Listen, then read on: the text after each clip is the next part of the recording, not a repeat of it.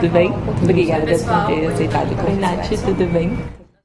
É tranquilo, esse negócio tá arranjando de um lado pro outro. É, tranquilo. Ninguém vai cair. Eu tenho péssimo. Eu tenho péssimo, meu convênio, eu não paguei. E como que foi? Qual foi a história do primeiro, da faculdade? Da faculdade era a primeira menstruação de uma menina e a morte da juventude de outra, e como que isso Intercalava a história das duas. É um filme sem nenhuma fala, e aí cada uma vai seguindo o caminho e tal.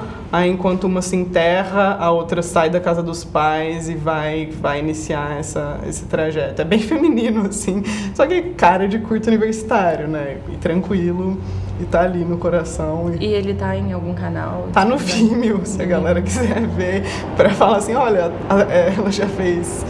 Qual o nome? Chama Menarca. Menarca.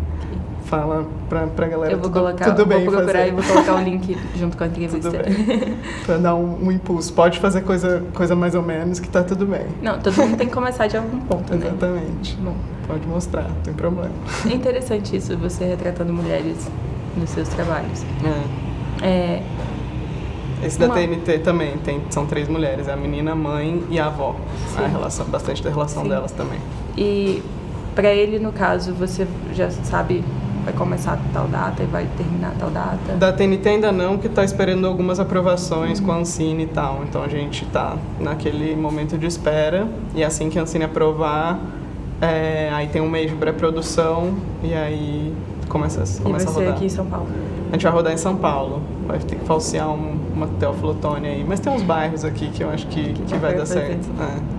Mariana, conta pra gente como foi sua experiência do mestrado fora. Foram 2, né, que você disse? Um foi no Rio, em educação mesmo, e o outro de cinema foi fora. De roteiro. De roteiro. E como que foi o processo até lá, e como foi viver essa experiência fora do país? Você sentiu que é diferente já que você tinha feito um aqui? Se é muito diferente, tanto a linguagem quanto a convivência com as pessoas? No mestrado no Rio, era um mestrado mais... mestrado acadêmico mesmo, tinha que entregar uma dissertação no final, então muita pesquisa, bastante leitura teórica. O que foi ótimo, era o que eu estava querendo e buscando para entender como é que eu ia ser como professora. E aí nos Estados Unidos foi bem diferente para esse tipo de mestrado, que é o MFA, Master of Fine Arts, que é mais de produção de portfólio mesmo. Então, você tem uma ou outra matéria teórica, mas a maioria, o resto das matérias são de produção mesmo. Então, é muito ligado a encontrar sua voz, quem você é, bem, né, autoajuda, assim, mas quem você é enquanto roteirista, o que você quer dizer para as pessoas, o que você está produzindo, presta atenção, é isso mesmo que você quer falar, e produzir sem parar.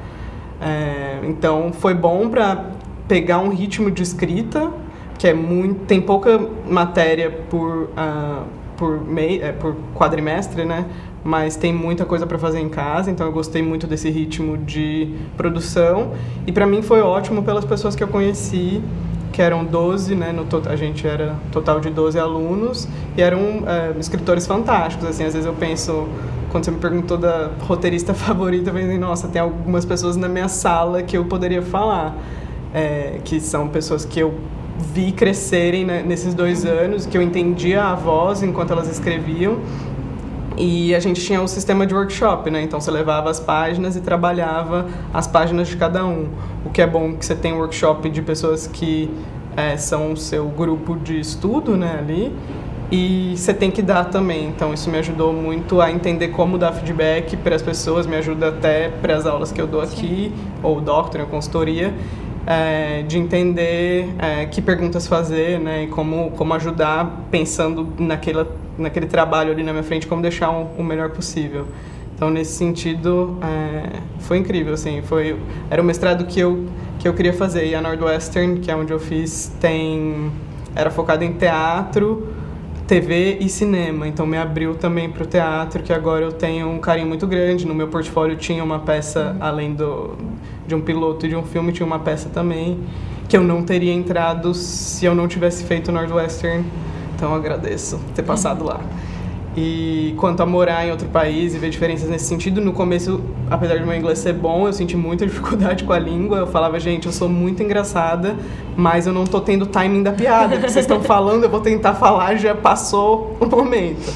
E aí era difícil, assim, eu entendia 70%. Eles têm muita referência, né, de cultura americana que eu não tinha, então eu não entendia de quem que eles estavam falando às vezes, mas aí dá um clique uma hora depois de um tempo, e aí eu falei, nossa, olha só, agora eu entendo. Começou tudo. a ficar que automático, loucura. né? Você se tornando uma roteirista, você acha que, até como uma forma de mudar esse cenário que a gente tem, você optaria por trabalhar mais com mulheres do que com homens?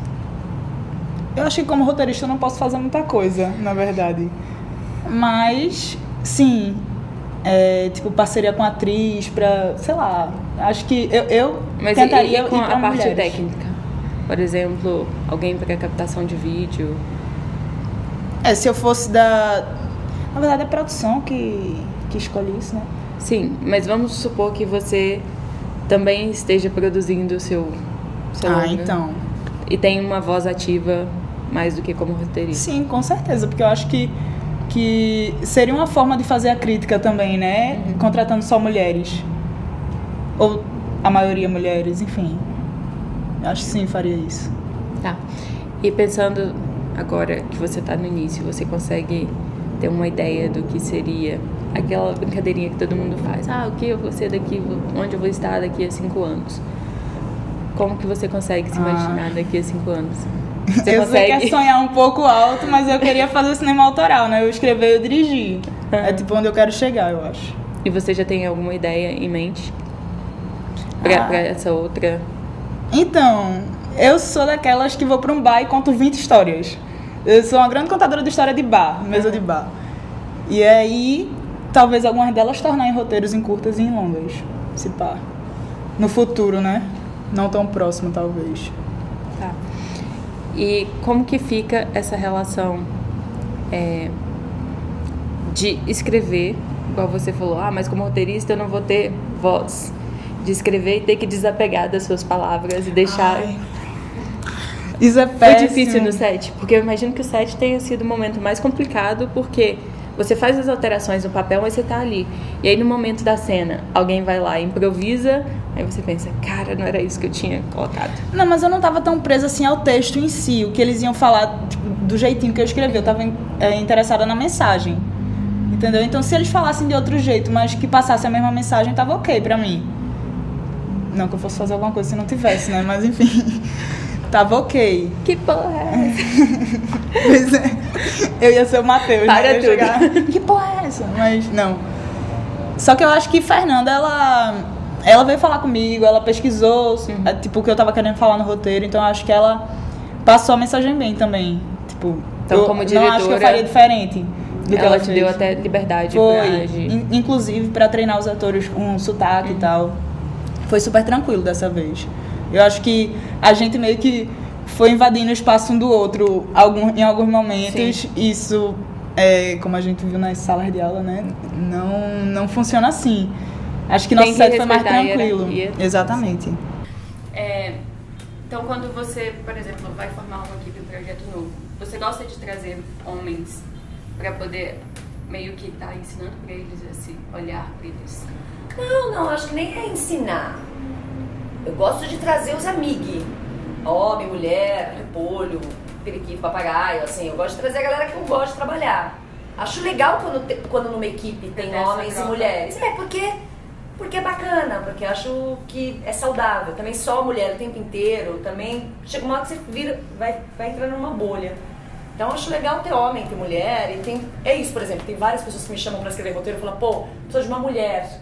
Várias vezes me chamam e falam, Cris, vem, porque só tem homem, a gente precisa de alguém. Eles não entendem algumas coisas que a gente queria que... Provavelmente eu também não entenderia, mas...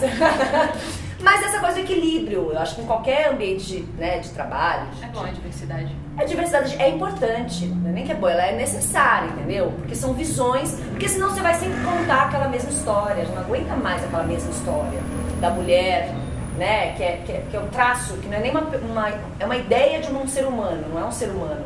Eu vejo muito isso em roteiro. Aí você fala, mas tem mulher aí? Não. E mesmo às vezes escrito por mulher. Eu fiquei impressionada quando eu li o livro da Fernanda Torres, sabe, o Fim? Sim. Que ela são narrativas em primeira pessoa de homem. Eu falo, cara, ela tem um homem, ela tem um caminhoneiro dentro dela, porque parece um homem falando. Mas mesmo ela quando tá atuando também... Ela é muito tem young, né? Eu vi ela e o Greg conversando uma vez que o Greg falou, eu sou muito yin, você é muito young. Mas eu acho que assim, se colocar no lugar da persona feminina e masculina, é uma... Porque a pessoa que escreve tem que ter... você tem que se colocar no lugar dele, aí não só uma ideia.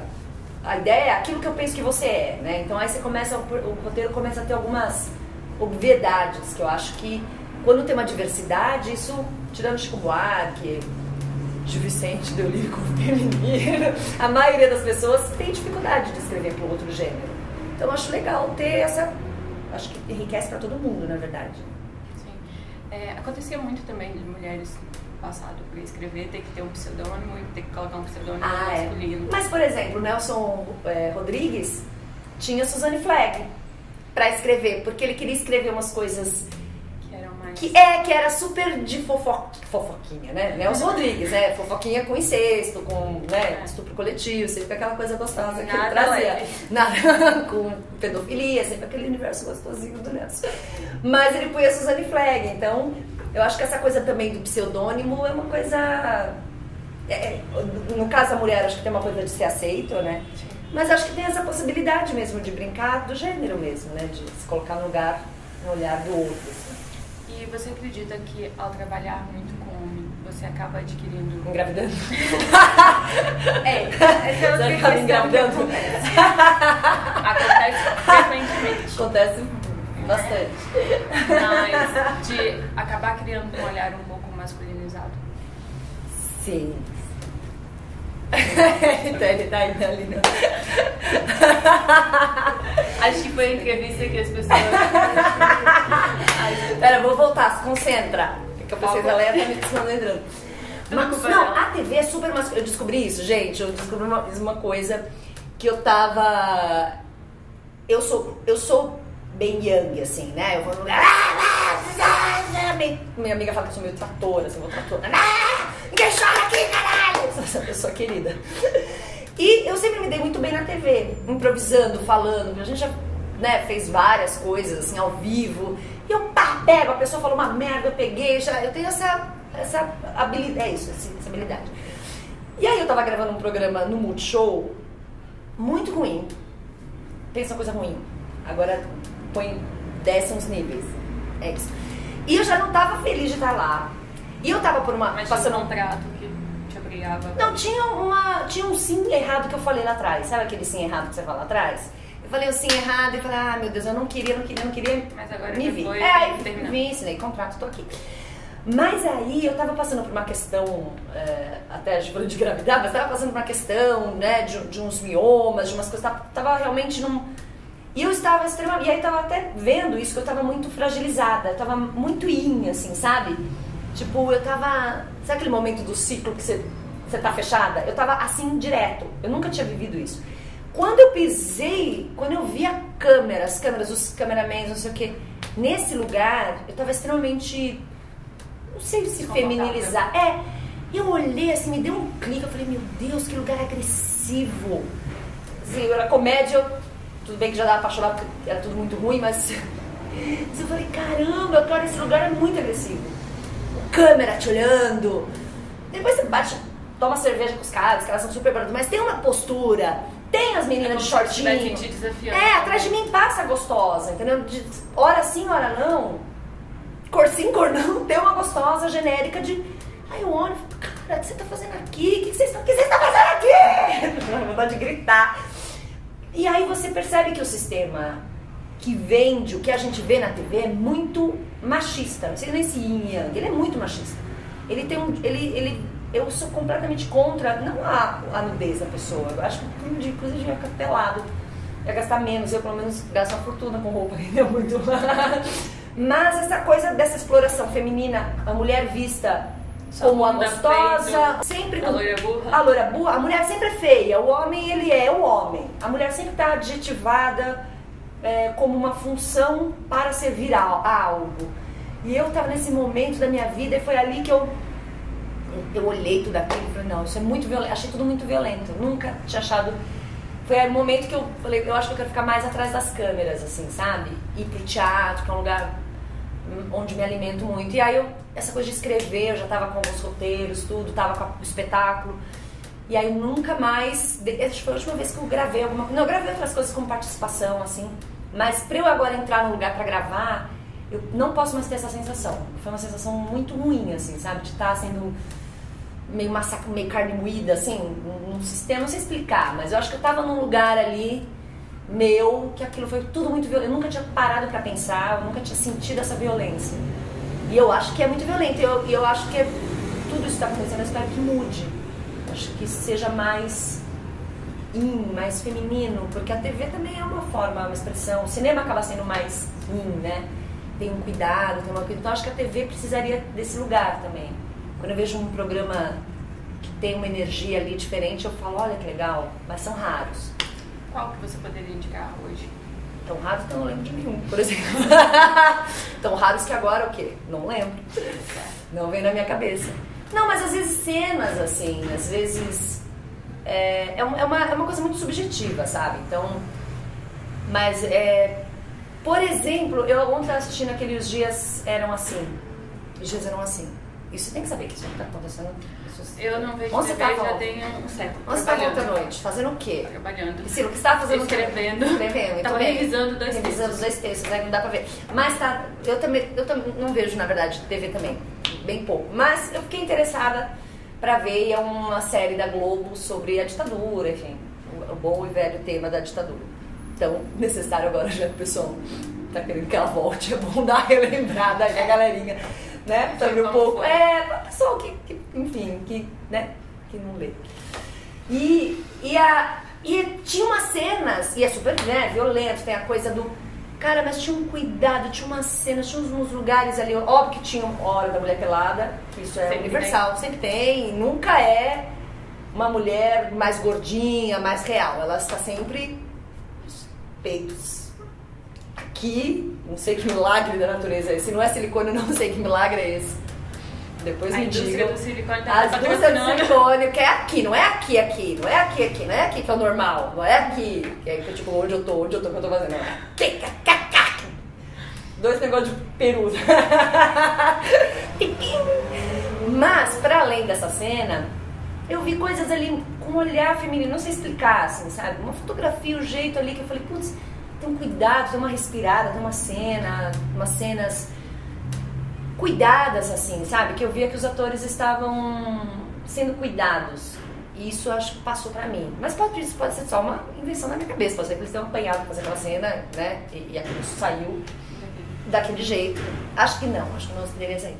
Mas enfim, eu acho que essa energia feminina, que é o futuro, né? Que a gente já viu que a energia masculina meio que não rolou enquanto comando.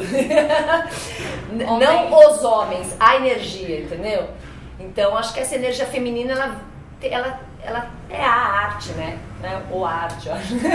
Acho que é importante ela abraçar todos nós. Eu acho que a gente tá vivendo uma sociedade bem absurda e louca, então acho que uma palavra que tem vindo muito à tona é empoderamento feminino. Empoderamento. Aí ontem eu fui na coletiva do filme com a Guta Scesser. Aí comentaram sobre isso, aí ela, não, mas eu não acredito nisso, de empoderamento. É restituição de renda, de imposto de renda. É restituição de imposto de renda. Nossa, eles só estão devolvendo. Enfim, aí começa a colocar nomes. Eu também não sou muito do, né, o empoderamento, não sei o quê.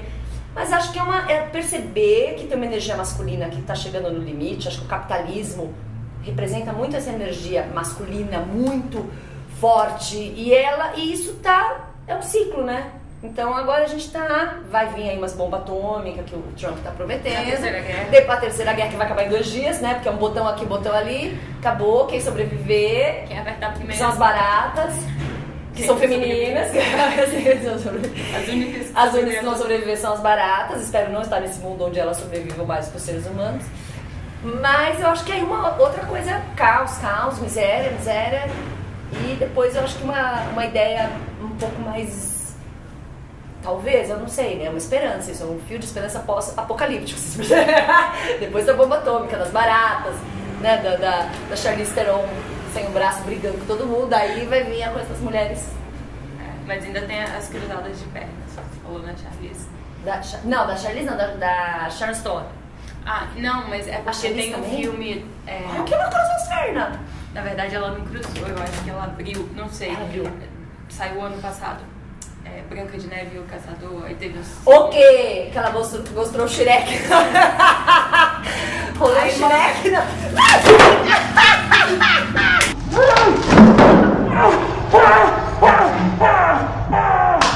É tranquilo, esse negócio tá arranjando de um lado pro outro. É, tranquilo. Ninguém vai cair.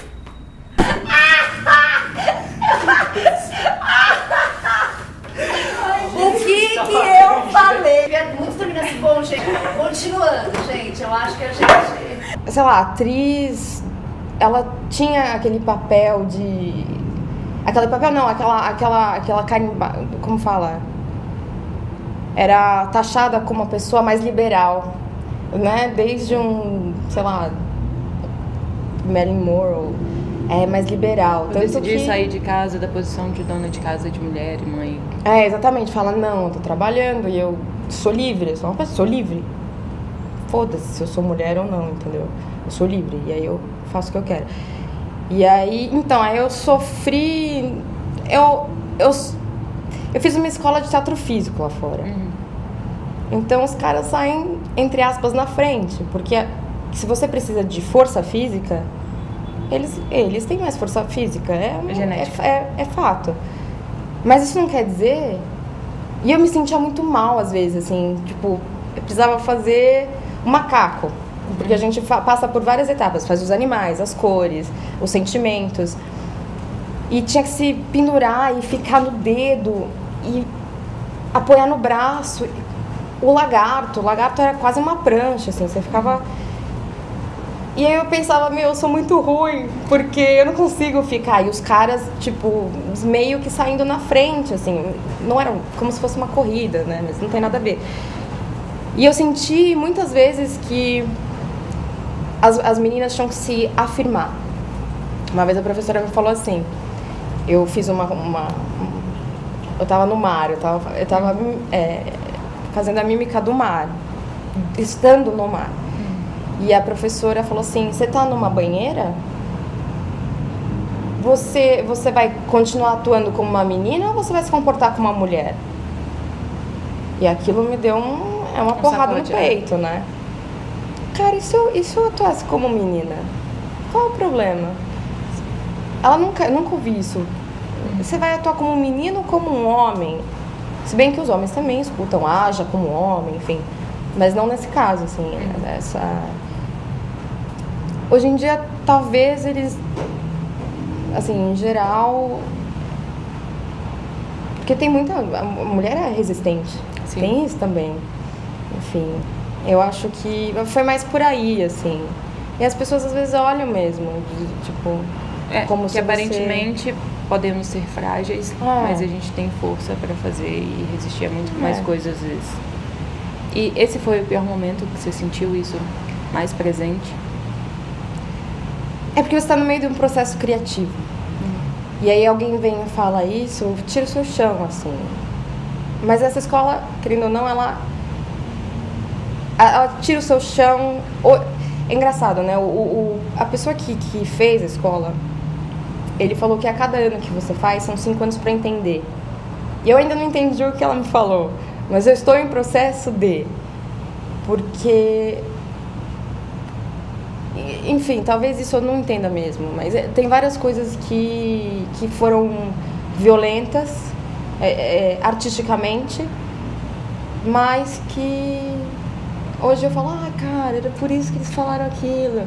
Entendi. Começa a fazer sentido. Faz 3 anos que eu fiz, o primeiro ano. Ainda estão caindo fichas. Então vão cair fichas por muitos anos ainda. Enfim, um aprendizado que se prolonga, né? Eu acho que, desculpa, eu sempre me impus muito, consciente ou inconscientemente. Então eu acho que isso sempre amenizou o fato das pessoas me tratarem como um ser frágil. Eu sempre fui muito... É verdade. Então, A Mulher Maravilha. é forte. Eu sempre coloquei umas barreiras, assim. E aí, quando desmorona, você desmorona. Total. Ah, no banheiro. Quando vai no banheiro chorar ele no vai banheiro. chorar. Posição fetal. Sim. E, Nath, como você decidiu fazer esse curso no qual a gente se conheceu, do qual a gente teve que fazer um curta juntos e tal? Como que foi essa experiência para você e como que você chegou até o curso? Eu queria conhecer cinema. Eu queria conhecer... Porque a sua história toda vem do teatro. Isso, vem toda do teatro. Eu queria saber como é que era a parte técnica mesmo. Eu queria entender de câmera, da fotografia, eu queria entender de direção.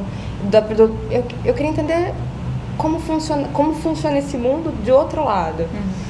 E que, de certa forma, me ajuda a compreender o mundo do lado da atriz também. Fala assim, então tá, ali... Quanto mais, enfim, tem várias coisas. O professor de direção, quando ele fala de direção para atores, ele fala um pouco sobre isso. E eu consigo absorver isso como atriz também. Enfim, aí eu escolhi por isso. E o que te aproximou mais da produção? Teve algum momento que você pensou, vou escrever roteiros, ou vou para a direção, ou vou fazer alguma outra coisa? Da produção, na verdade, assim, no Garoto Cósmico, eu acabei trabalhando em outras áreas também. Então, eu também trabalhei na parte de arte final, então que estaria mais relacionada à parte de direção de arte. Mas também é um pouco diferente porque é uma obra de animação. Quando eu estava trabalhando com publicidade e com outras partes de TV, eu sempre estive mais relacionada à parte de produção, acho que muito mais pela minha iniciativa e também por minha vontade. Sim. Quando a gente está fazendo faculdade, você sempre troca, né? Aquela coisa, você vai fazer roteiro, você vai fazer edição, você vai fazer... Até para você aprender. Até para você aprender. Eu acho que é um jeito também de você se autoconhecer. Eu tive experiências de direção, não foram muito bem sucedidas. Tive experiências de roteiro, foram mais ou menos sucedidas. Então, eu acho que é um jeito também da gente fazer uma autoavaliação e dizer, poxa, eu pelo conhecendo o que eu conheço, gostando do que eu gosto, eu prefiro fazer produção. E eu vou acabar me especializando nisso, então acabei me especializando, fiz cursos, fiz pós-graduação, indo para essa área de produção. Qual que você considera o maior desafio em ser uma produtora? A captação, lidar com a equipe? Eu acho que a parte mais difícil é a comunicação. Porque uma produtora que consegue se comunicar, ela já tem 70% do caminho resolvido. Os outros 30%, ela vai de fato ter contatos para captação, ela vai falar com a equipe e gerenciar o tempo, gerenciar o orçamento. Mas eu acho que se ela é uma pessoa que se comunica bem e que tem uma empatia pelas outras pessoas que estão na equipe, você tem muito ganho. Isso não é uma coisa que você consegue quando você é muito jovem. Então, acho que talvez se a gente pudesse pensar... eu falo isso muito para os meus alunos. Eu falo, gente, às vezes o produtor, ele é uma coisa que a gente tem que amadurecer. Eu penso que quando eu estava fazendo as minhas primeiras produções, nossa, como eu comia bola. Nossa senhora, eu olhava e falava assim, eu peço desculpas, sabe? Assim, tudo que eu tenho a dizer assim, peço desculpas. Eu não era madura o suficiente para perceber a complexidade daquela situação e como eu poderia ter resolvido aquilo de outra maneira. Então, talvez a produção de todas as etapas ali e as nossas ferramentas seja que a gente precise de uma maior maturidade. Então, por que você acha que poucas mulheres estão nesse mercado? Por falta de oportunidade, sabe? Porque eu vejo muito... Tem produtoras de videoclipes que a gente vê, tipo, making off, ou já trabalhou, que só tem homem trabalhando, sabe? Uma coisa tipo, eu prefiro chamar um homem do que chamar uma mulher. E você acha que eles, de alguma forma, com essa postura, intimidam as mulheres que poderiam ter Então, interesse? não sei se intimidam. Eu não sei...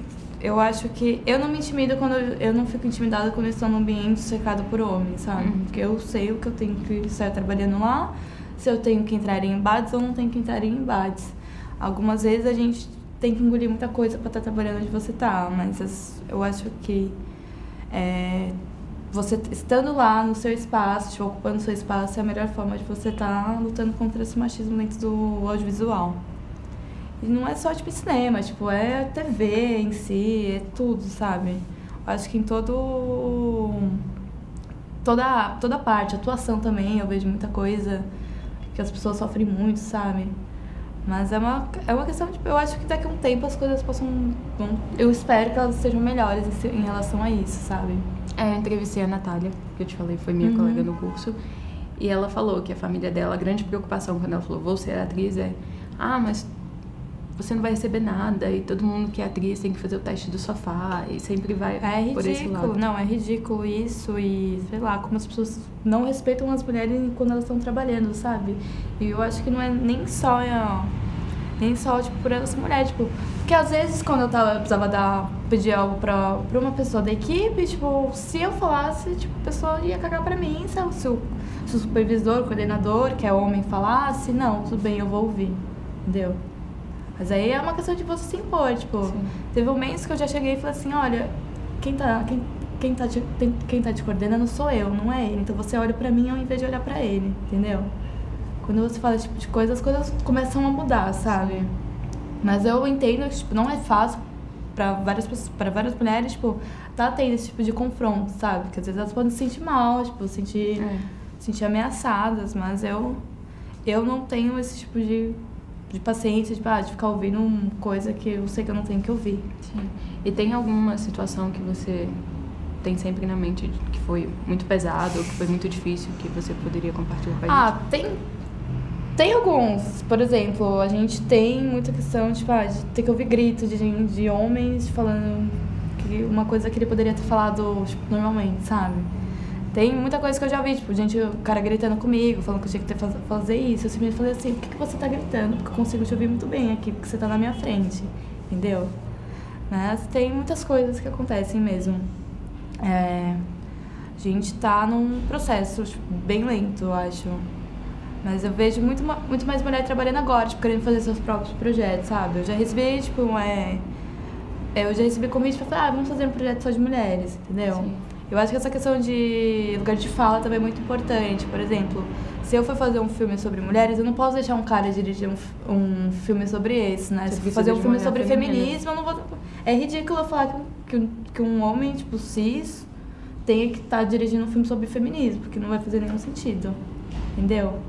É muito isso, porque assim, muito filme tem um olhar extremamente machista porque é um homem dirigindo, sabe? Por que não poderia ter sido uma mulher?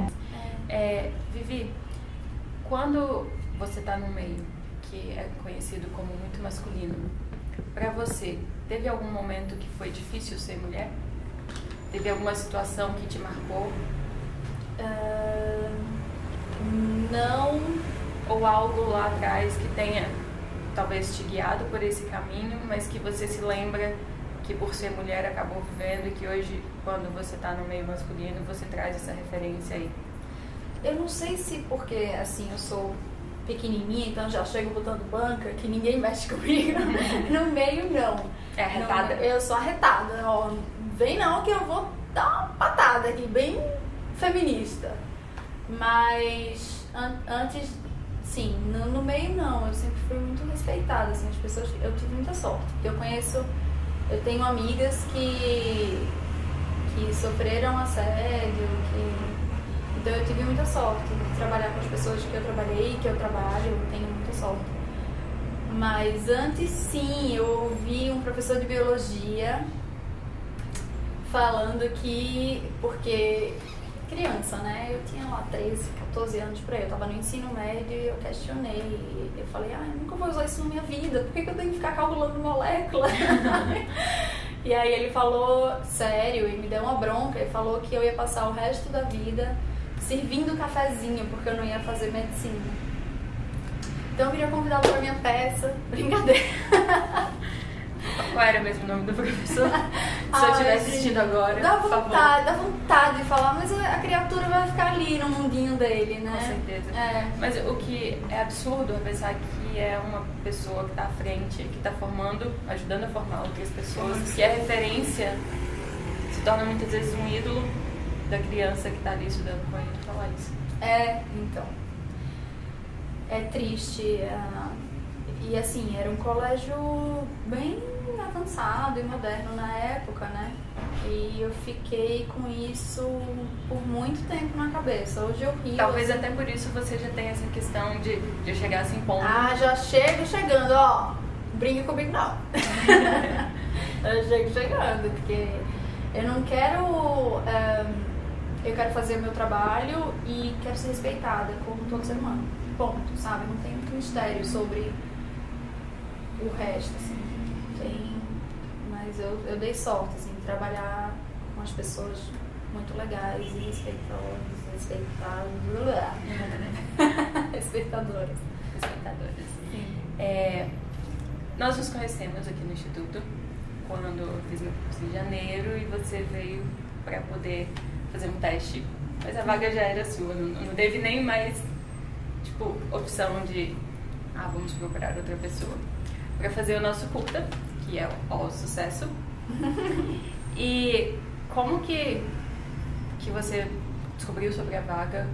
Eu me lembro que parece que uma amiga da Duda, que era a nossa roteirista, e de cara você já falou assim, eu vou e eu quero fazer, ou só depois de ler o roteiro que você falou, não, realmente é uma coisa que me interessa? Não, ela entrou em contato comigo, exatamente, uma amiga da Duda, que me mandou uma mensagem e falou, olha, me recomendaram você e tudo mais, e aí eu falei, me manda o roteiro, e ela explicou como ia ser o projeto, me mandou o roteiro e eu gostei muito do roteiro, daí eu fiquei até com medo, assim, falei, tomara que não pegue ninguém, que não teste mais ninguém, e eu quero esse papel.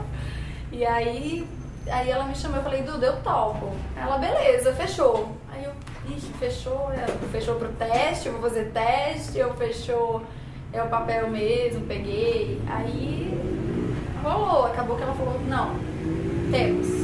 Outra coisa,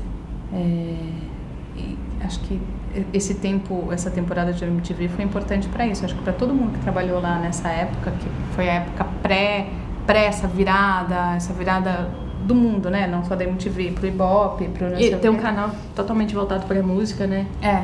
Foi super legal. A gente podia fazer muita coisa, assim, sabe? E aí lá eu me dei conta de que de todas as partes lá era assim, a gente fazia absolutamente tudo. Eu comecei como estagiária, mas naquela época tinha essa coisa que era muito legal pra gente, né? Obviamente tem um lado profissional que não é assim, que era desde quando você era estagiária, você era jogado ali para fazer tudo, sabe, assim, e ali você se formava e aprendia. Se você fosse competente, você fazia coisas incríveis, se não, você batia muita cabeça. Desde essa época eu já sabia, daí eu cheguei a dirigir muita coisa na MTV, mas muitos programas, e desde essa época eu já tinha me tocado que eu gostava mesmo era de escrever. Eu estava dirigindo, mas a maior parte das coisas que mais me chamavam a atenção era sempre roteiro, sabe, assim, desde lá.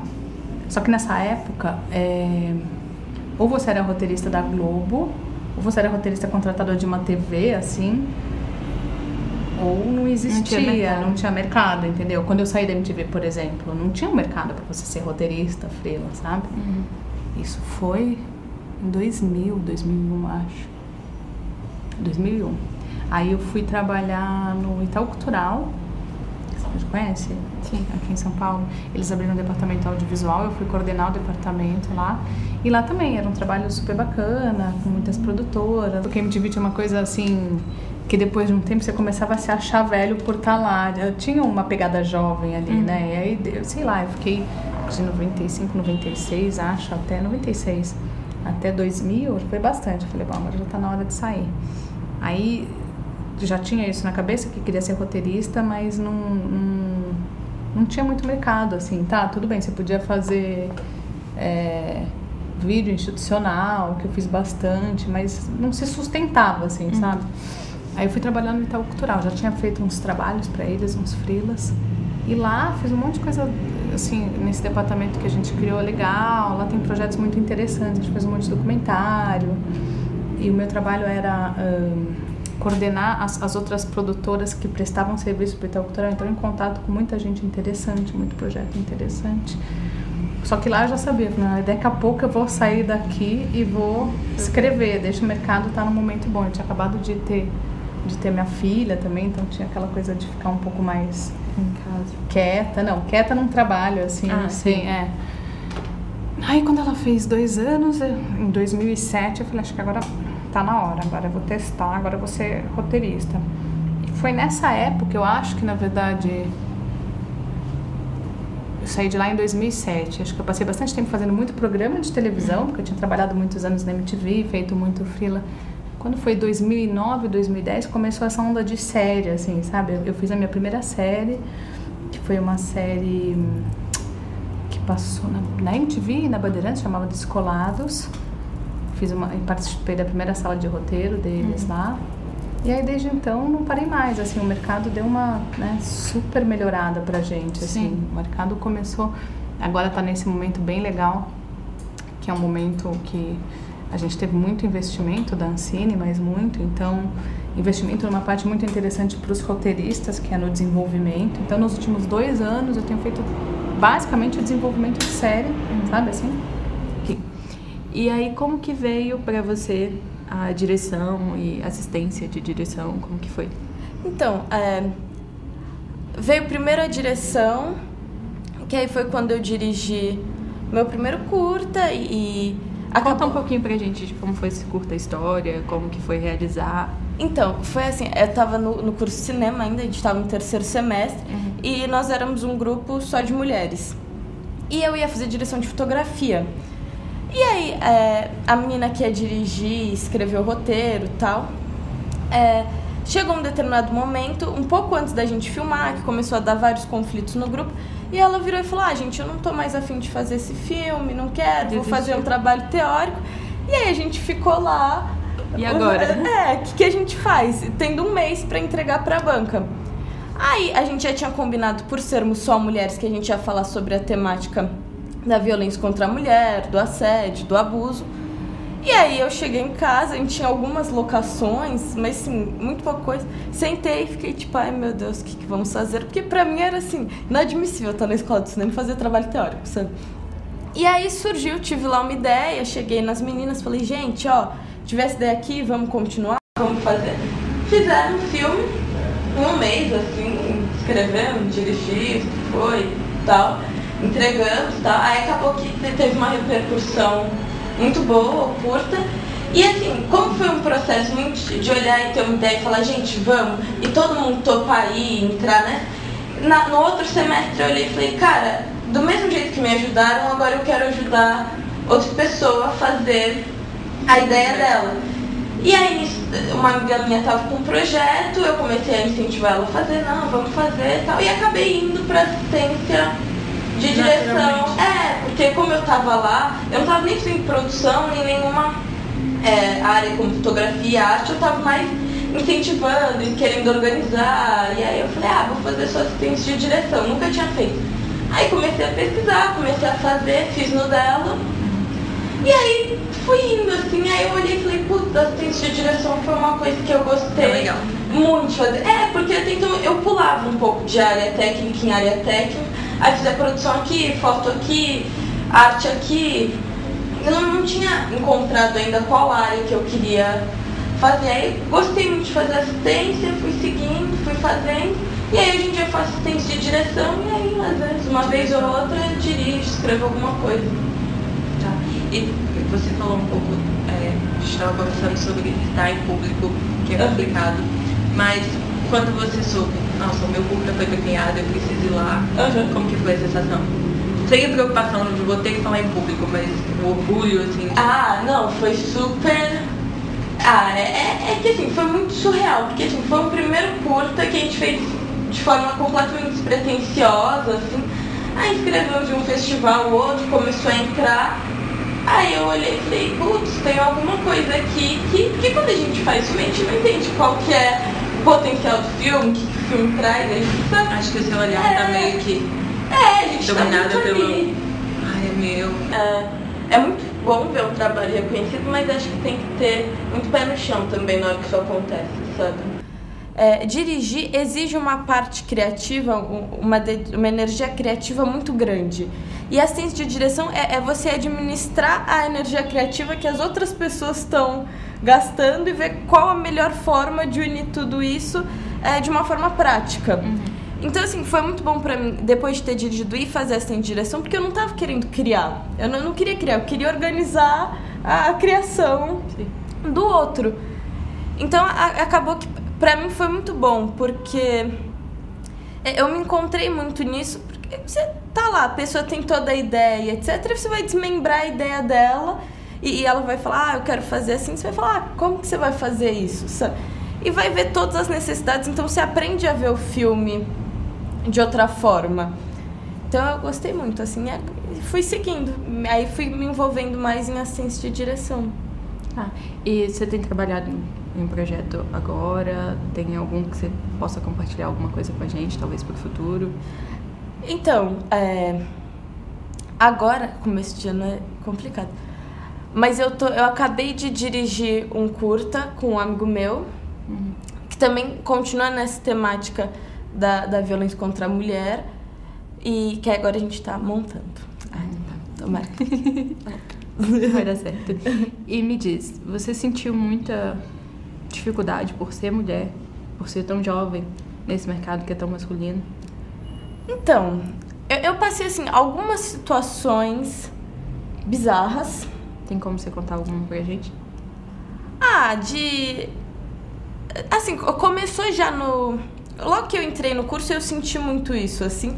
Porque eu sou pequenininha, bonitinha e tal, e toda... sabe? Então, rolou que, assim, num primeiro momento, ninguém me levava a sério. Ninguém me levava a sério. Porque eu ia, contava a ideia e as pessoas paravam na faixa do ai, como ela é bonitinha, ai, como ela é fofinha, sabe? E eu falo, gente, mas tô falando um negócio aqui... Sério? Sério, convicto. E aí isso foi uma coisa que eu pensei muito no primeiro ano, porque no primeiro ano de cinema eu só estudei. Depois que eu fui começar a produzir. E trabalhar fora da escola. E eu pensei muito sobre isso, que eu olhei e falei, as pessoas não me levam a sério, eu tenho que falar tal. Tanto que aí eu comecei a falar um pouco mais firme. Porque eu olhei e falei, se eu só falar do jeito que eu sempre falo... Você teve que adquirir essa postura mais... um pouco mais... É hora de falar sério, vamos falar sério e vamos nessa, sabe? Então foi uma coisa que eu tive que ir desenvolvendo. E nesse processo de desenvolver isso, você acaba se colocando em umas furadas. Então, assim... eu senti mais dificuldade de ser escutada do que... Não sei como eu explico isso. Assim, eu sofri poucas situações de um machismo explícito, sabe? De uma coisa assim... Era mais uma coisa, eu tô falando e tô sendo ignorada. Tanto que até hoje eu viro pra minha terapeuta, choro e falo, as pessoas só me levam a sério porque eu ganhei prêmio. Se eu não tivesse ganhado prêmio, ninguém me levou a sério até hoje, sabe? Porque é uma sensação que a gente tem. Aquela mocinha ali querendo fazer aquele negócio. Porque a sua intenção, principalmente quando você tá no meio, na arte do cinema, você quer comunicar. Sim, exatamente. Comunicar a sua ideia da melhor forma possível, seja qual área do cinema você decida. E aí, se as pessoas não te ouvem, que sentido tem isso evitar? Não, exato, assim, e rola um fenômeno... Essa é a ruim da parte do machismo, que, assim, entre as próprias mulheres, sabe? Então, assim, você repara que... Quando começa um curso de cinema, as próprias mulheres têm ressábias das outras mulheres, sabe? Por toda essa construção da competição feminina e das... Porque, assim, a construção das mulheres não serem tão levadas a sério é uma postura que é passada, às vezes, até através das próprias mulheres. Então, não necessariamente isso tenha sido sempre com homens. Mas eu olhava e falava, só porque eu tenho 1,5 m, sou uma mocinha, sabe? Ninguém vai escutar o que eu tô falando. Então, assim, mas eu lembro que na época eu usava várias roupas muito coloridas, assim, e eu tinha um cabelo muito curtinho, e aí eu lembro que eu deixei o cabelo crescer e comecei a usar várias calças jeans, umas roupas mais sociais. Porque eu olhei e falei, eu tenho que ter algum arquétipo, então, de alguma coisa que demonstre seriedade, se só eu falar, ninguém escuta. E aí, quando rolou isso de pegar e fazer o filme, que eu tava com as meninas, falei, não, gente, vamos lá fazer... Aí as pessoas começam a levar um pouco mais a sério, assim, mas Essa parte de encontrar o seu espaço é um pouco chata, assim, para as mulheres no cinema, eu acho. Porque a gente ainda é muito subestimada, sabe?